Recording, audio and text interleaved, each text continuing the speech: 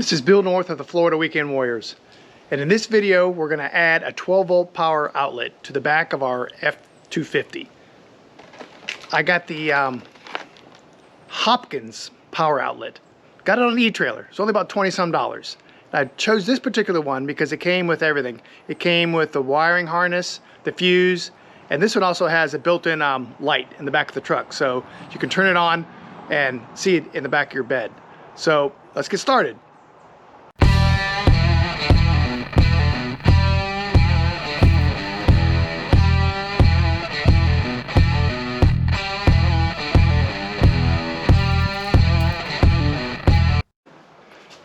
So the plan is to put it right in this corner here.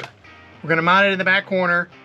We're going to run the wires down, and hopefully we're going to run it down through the tail light and up the frame of the truck. So let's start up by taking off the tail light. Just need a 5/16 nut driver. Take these two nuts off on the tail light, and the tail light should just pop out.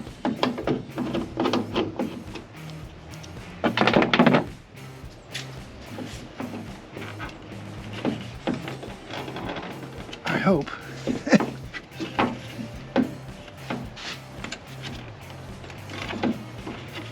There it goes. I feel it coming. There it goes.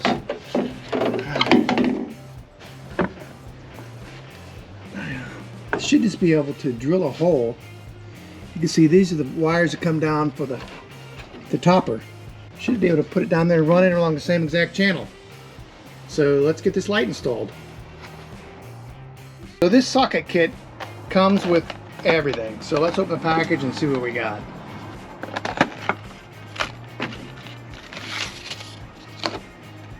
So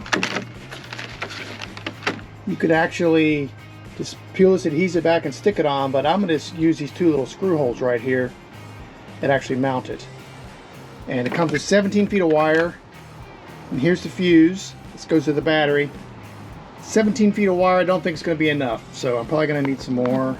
And it comes with a 20 amp fuse. So let's get started.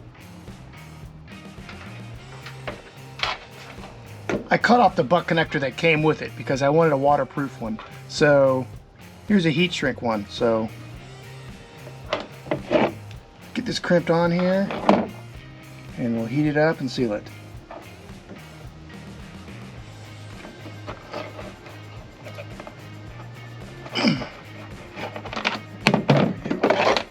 Just gotta heat it up.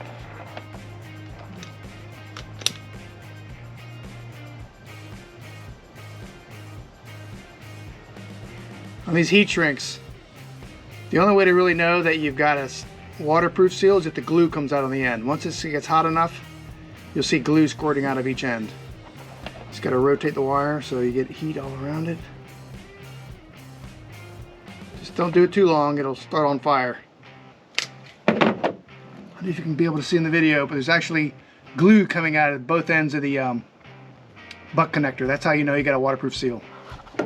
Now I just got to run the wire through that hole. What we're going to try to do is use this existing hole, because I ran the wire through there, and it's going to rest just like that and still give a little bit of clearance for this other wire that runs through here, so in case there's a problem we can still pull the wire back and forth. And it'll keep this socket up and out of the way so nothing bumps it. And we're going to try using a self-tapping screw, and hopefully that'll make the install easier. So we get the wires pulled through, and this white one is the ground, so we got to hook it up to a ground somewhere. So there's a nut sticking out right there. We'll just unscrew it and put it in right there, and then we'll run the red wire here all the way up to the battery, and we'll tie it into the frame. As you can see, all I did was run the red wire along the frame and make sure you attach it in multiple places so it won't come loose and go up to the engine compartment.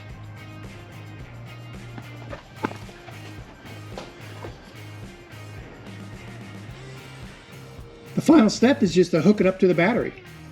So you want to use a heat shrink. So I added this heat shrink on there, and all I got to do now is attach it to the battery and see if it works.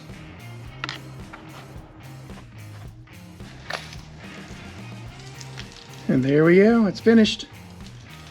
Left a little extra wire in here in case this gets corroded, and I gotta cut this off and splice it later because sometimes the batteries corrode. One of the main things is when you run the wires, make sure you don't attach it to the suspension. Like, you don't want to attach it to here because this actually goes up and down. You gotta make sure everything is attached to the frame. Let's go back and see if it works.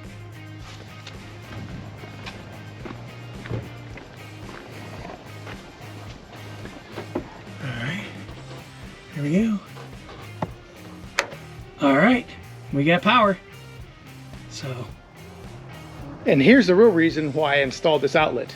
So I can plug in my new Dometic refrigerator, cooler, freezer.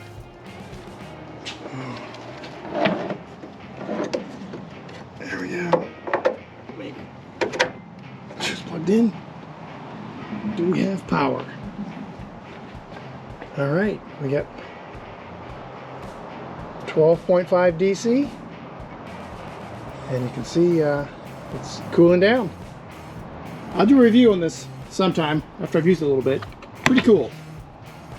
This side could be a refrigerator or freezer, and it's the bigger compartment, and it's got a nice LED light. And this side, I'm going to be using it mostly for the freezer. It's a little smaller, it's got baskets and so forth, but either side can be a freezer or a cooler. So this cooler can draw up to 10 amps when everything's really warm and it's on full power and both sides are freezing. But on average, it only uses about 1.8 amps per hour. So you can see it can sit in the truck overnight, and hopefully in the morning the battery won't be dead. So, couple tips. Those self-tapping screws, they didn't work. The screws would fit in there, but you couldn't get it in there with a socket. And also, I was about 6 feet short on the wire. It was number 14 gauge, but I used a little bit thicker wire when I ran it up to the battery. We hope you liked this video and found it informative. Give us a thumbs up, leave a comment, and subscribe to our channel. We'll see you in our next adventure.